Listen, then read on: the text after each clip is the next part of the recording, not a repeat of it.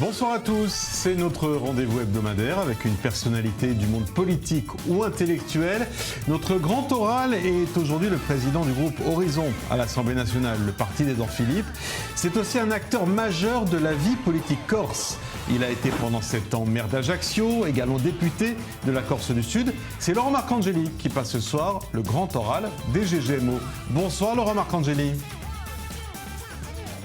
Bonsoir. Merci d'avoir accepté notre invitation. Avec nos GGMO, on a beaucoup de questions à vous poser ce soir. Surtout que c'est la première fois dans notre émission que nous recevons un enfant de la Corse. Donc soyez les bienvenus. D'ailleurs, j'ai à mes côtés ce soir une GGMO qui a grandi non loin de vous. Bonsoir David Antonelli. Bonsoir Benjamin, bonsoir Laurent, bonsoir Clément. Merci d'être également avec nous, président de l'association Corse-Israël. Et je salue également en duplex depuis Paris le fidèle journaliste Clément Vérénal. Bonsoir Clément. J'espère que le débat sera très corsé. N'est-ce pas? C'est le cas de le dire. Nous allons d'ailleurs tout de suite, c'est le cas de le dire, avec nos questions cartes sur table.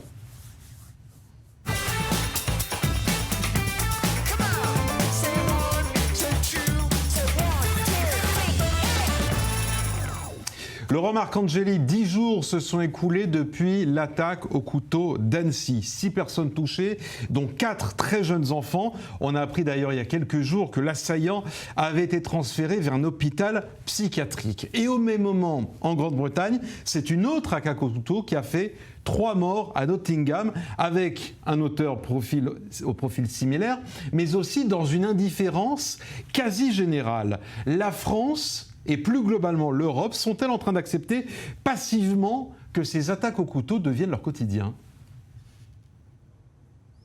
C'est pas acceptable du tout et moi en ce qui me concerne, je ne vais jamais me résoudre à ce type d'action. En revanche, ce que je dis aujourd'hui, c'est qu'il existe un problème majeur en matière de détection. C'est, je le pense, l'un des enseignements qu'on peut tirer de ce qui s'est passé à Annecy, détection notamment en matière de santé mentale. Et en ce qui me concerne, en tant qu'élu, en tant que citoyen, en tant que père de famille, je ne pourrais jamais me résoudre aux images atroces d'Annecy et je ne les accepte pas.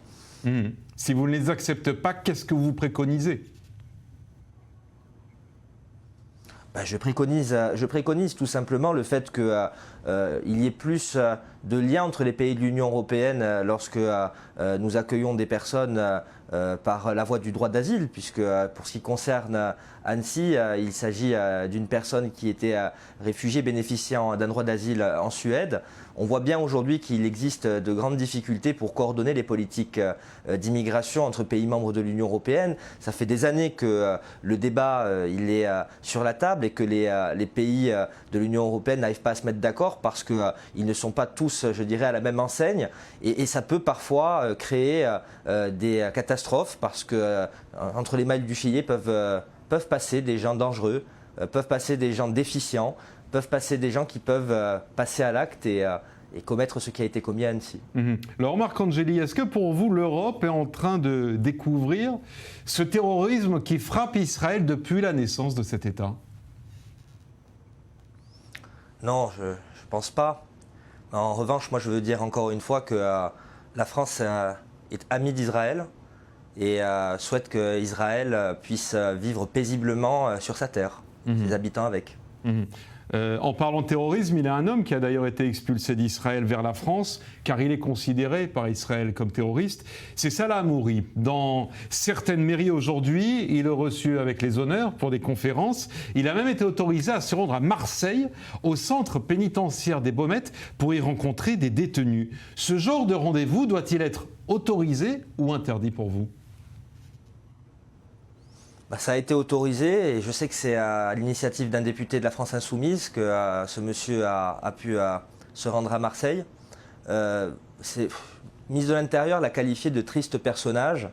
Les propos qu'il tient ne me conviennent pas et je regrette effectivement que, encore une fois, la France Insoumise soit un peu borderline sur les fréquentations qui sont les siennes et les personnes qu'elle invite à des manifestations publiques. Que voulez-vous dire par borderline ? Qui dépasse les limites. Les propos qu'il tient sont toujours à la limite à la limite, mais on sait très bien ce qu'il y a derrière. Il y a une idéologie certainement, son parcours est connu et malheureusement, je pense qu'effectivement, c'est de nature à brouiller encore un peu les choses.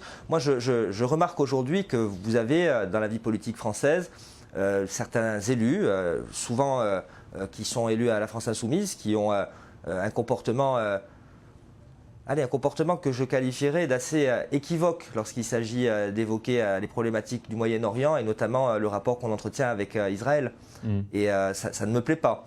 J'en veux pour preuve d'ailleurs la résolution qui avait été proposée par le groupe GDR à l'Assemblée nationale il y a quelques mois, voulant dire qu'il y avait un apartheid en Israël et voulant qualifier donc Israël de criminel, d'une certaine manière aux yeux du monde. C'est pas en tout cas la position qui est la mienne, qui est celle du parti politique auquel j'appartiens et de son président Édouard Philippe. Pour vous, Israël n'est pas un état d'apartheid? Ah non, certainement pas. Nous avons voté contre la résolution et nous avons réaffirmé que nous souhaitons que la France soit l'ami d'Israël et qu'Israël puisse vivre en paix sur sa terre. Et comment comprenez-vous ce positionnement aujourd'hui de la France Insoumise et plus globalement d'ailleurs du groupe NUPES sur ces problématiques du Proche-Orient? C'est quoi d'après vous l'idéologie qui est derrière ou les intentions qu'il y a derrière ce positionnement? Je vais être très franc avec vous, il y a une transposition depuis des années des conflits au Moyen-Orient, aussi dans les pays de l'Union européenne et en France plus particulièrement. Nous sommes un pays où ces sujets parfois peuvent s'inviter dans le débat public et dans certains quartiers, dans certaines circonscriptions, on fait de l'électoralisme. Il y a un communautarisme politique qui s'installe en France, c'est une réalité.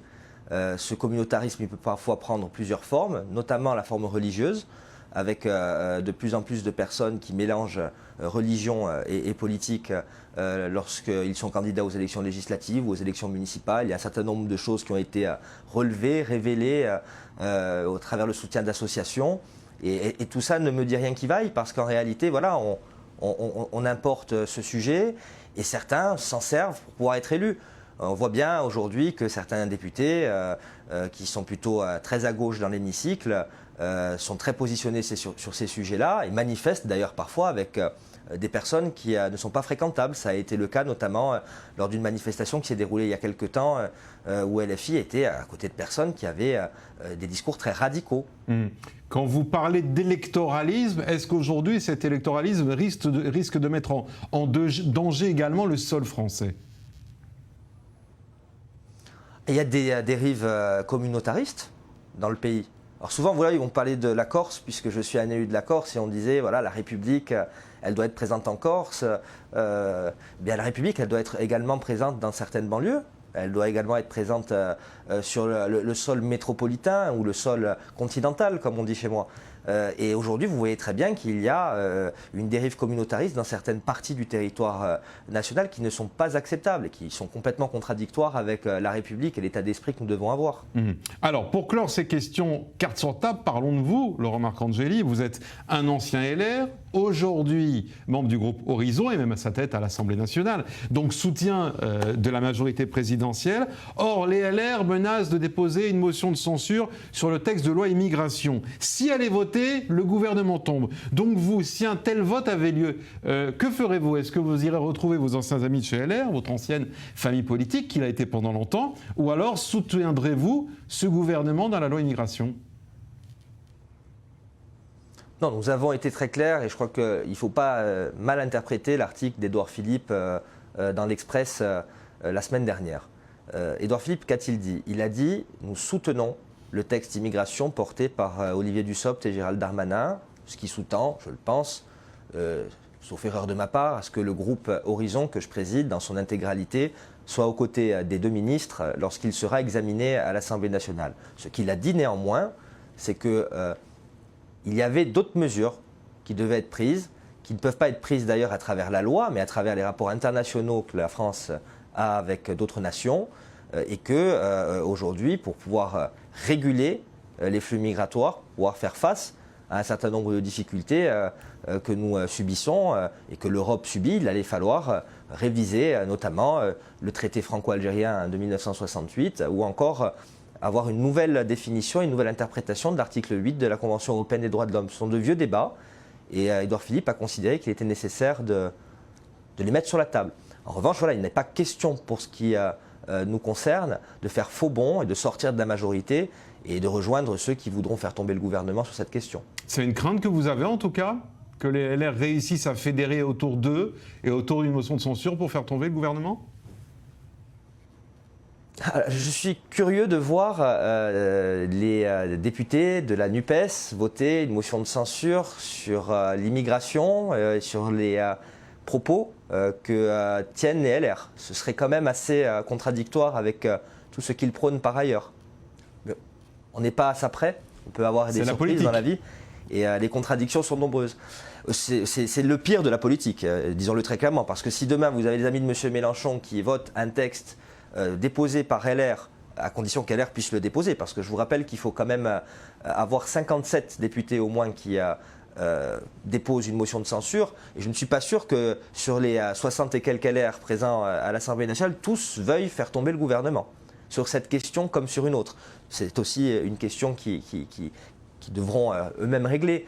Mais en ce qui me concerne, moi je serais surpris de voir Mme Panot voter un texte de motion de censure qui sanctionne l'inaction du gouvernement et sa tendresse dans la politique migratoire. Ce serait quand même assez particulier. On verra donc ce qui se passera les prochains jours et les prochaines semaines dans l'hémicycle. Voilà donc pour ces questions cartes sur table, Laurent Marcangeli. Il est l'heure maintenant de retrouver nos GGMO et notamment notre GGMO parisienne.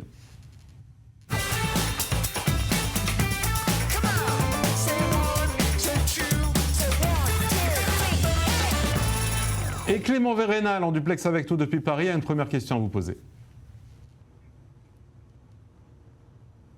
Oui, bonsoir Laurent Marcangeli. Puisqu'on est dans le dossier de l'immigration, on va y rester parce que vous avez évoqué le problème des alliances entre les différents groupes parlementaires, entre les différents camps. Mais sur le fond du dossier, parce que je ne suis pas sûr que tous les téléspectateurs soient au courant, sur le fond du dossier de ce projet de loi sur l'immigration, on en est où actuellement ? On y va, ça va être voté. Quels sont les grands enjeux, les grands changements auxquels les Français doivent se confronter aujourd'hui ?